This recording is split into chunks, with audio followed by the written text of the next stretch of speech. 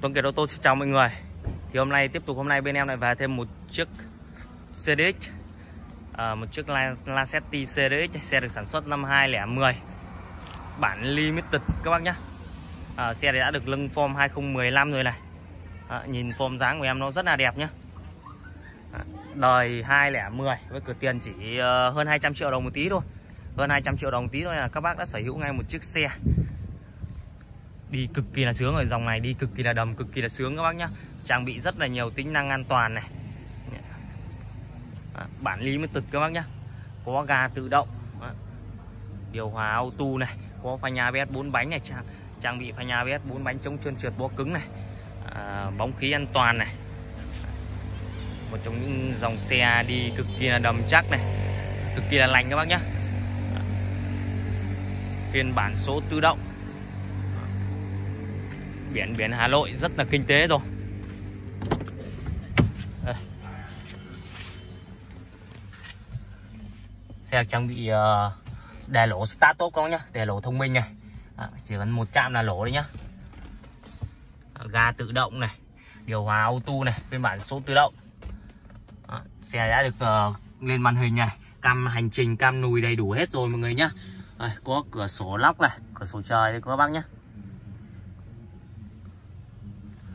Một chiếc xe còn khá là tươi đây. Phần vô lăng này các bác này, vô lăng đã được tích hợp các phím bấm rồi. Ghế da này, ghế da còn khá là tươi như các bác nhé. Đời 2010 với cửa tiền chỉ 235 triệu đồng thôi. Giá cực kỳ là hợp lý rồi. Các bác nào quan tâm đến mẫu xe này thì nhấc máy lên alo ngay cho em nhé. Thiết kế thì rất là rộng rãi như các bác nhé. Hàng ghế sau này, có cả cửa gió điều hòa thứ hai đây. Nội thất ghế da màu đen này nhìn rất là đẹp nhé.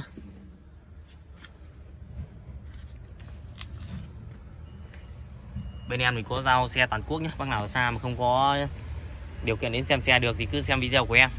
Cảm thấy ok đúng chân thì liên hệ theo số điện thoại 0767 616 555 để được tư vấn trực tiếp mọi người nhé. Đây, nhìn form 2015 này, nhìn xe rất là đẹp nữa các bác. Nhìn rất là thể thao này. Xe thì được trang bị phanh ABS 4 bánh chống trơn trượt bó cứng này, bóng khí an toàn, gương kính chỉnh điện này, điều hòa auto, ga tự động các bác nhé. Đèn thì đã được độ lên đèn bi rồi này. Đi ban đêm thì chúng ta sẽ không sợ tối nha các bác nhé. Đây, nhìn xe form dáng của em nó rất là đẹp này.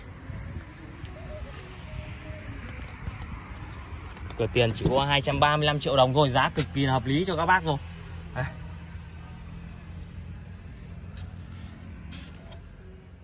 Nội thất còn khá là tươi nha các bác nhé. Các bác quan tâm mẫu xe này thì cứ liên hệ trực tiếp cho em nhé.